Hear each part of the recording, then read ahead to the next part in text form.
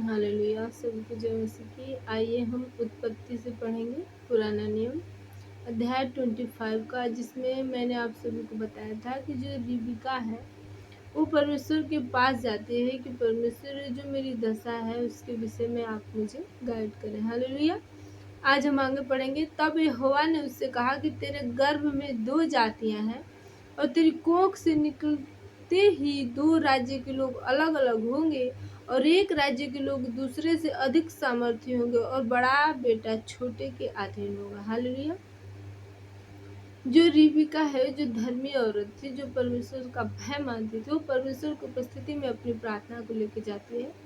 तो परमेश्वर उससे उत्तर देते हैं, वो कहते हैं कि हे रिबिका, जो तेरे गर्भ में ना उथल पुथल हो रहा है, जो तुझे पीड़ा हो रही है, उसमें 2 जाति है, यानी उसमें 2 बच्चे हैं और वो तेरे कोख से निकलते ही वो 2 जातियां बनेंगी और जो बड़ा बेटा है वो छोटे के अधीन रहेगा। हालेलुया।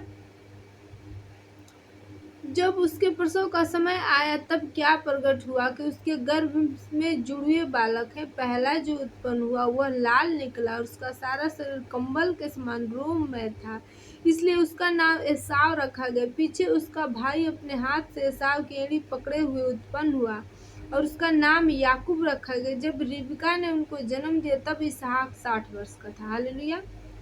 परमेश्वर के वचन में लिखा है कि जो बड़ा है वो लाल रंग का था। हालेलुया। और जो छोटा है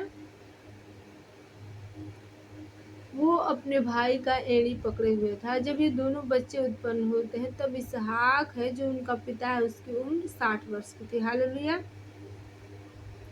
यहाँ वचन में हम क्या पढ़ते हैं कि परमेश्वर ने कहा कि जो छोटा बेटा है ना वो बड़े से क्या होगा, ऊंचा रहेगा, वो बड़े के ऊपर हक रखेगा, अधिकार रखेगा। जो बड़ा है छोटे की अधीनगी में अपने जीवन को बिताएगा। हालेलुया। मेरे प्रियो, इन वचनों से हम क्या समझते हैं? इन वचनों के बारे में हमारे आत्मिक पिता कहते हैं कि हमारे जीवन में हमारी खूबियों के अनुसार नहीं, हमारे सोच और समझ के अनुसार नहीं, बल्कि प्रभु की दया के अनुसार ही काम होते हैं। हालेलुया। यदि हम टैलेंटेड हैं, यदि हम बुद्धिमान हैं, तो प्रभु से हम नीचे ही हैं, क्योंकि प्रभु के वचन में लिखा है ना कि मैं जिस किसी पर दया करना चाहूँगा उस पर दया करूँगा और जिस किसी पर कृपा करना चाहूँगा उस पर कृपा करूँगा। हालेलुया।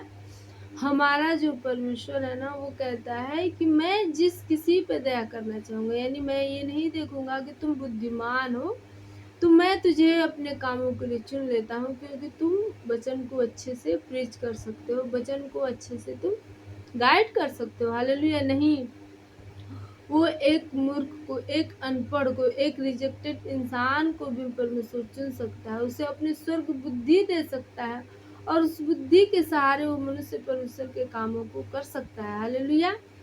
तो यही हम क्या समझते हैं कि जो बच्चे हैं अभी तो ये उत्पन्न भी नहीं हुए, तो इन्होंने तो कोई कर्म नहीं किया कि प्रभु ने छोटे को ऊंचा किया और बड़े को नीचा किया। हालेलुया। यहाँ प्रभु की दया ही बड़ी बात है, क्योंकि प्रभु की दया है जो छोटे बेटे के ऊपर, प्रभु का अनुग्रह, प्रभु का चुनाव जो है ना वो याकूब के ऊपर है। प्रभु ने एसाव को नीचा किया है, उसने एसाव को तुच्छ नहीं किया है, बल्कि याकूब से नीचा किया है। याकूब को जेठे का अधिकार दिया, याकूब को हक दिया है। हालेलुया। तो हमें अपने टैलेंटेड के हिसाब से प्रभु नहीं चुनते हैं, बल्कि प्रभु की दया हमारे जीवन में होती है कि प्रभु हमें चुन लेते हैं। हालेलुया। तो हमें प्रभु से हमेशा उनकी दया, उनकी ग्रेस को मांगना है कि प्रभु यदि तेरी दया हो ना तो मैं अपने जीवन में आशीषित हो सकता हूँ। प्रभु यदि तेरी दया हो ना तो मैं तेरे लिए बड़े बड़े कामों को कर सकता हूँ, तेरे राज्य में इस्तेमाल हो सकता हूँ। पिता, मैं अपने बल, अपनी समझ और अपने धन के जरिए नहीं, बल्कि तेरी दया के अनुसार ही तेरे राज्य में इस्तेमाल हो सकता हूँ। हालेलुया। आमीन।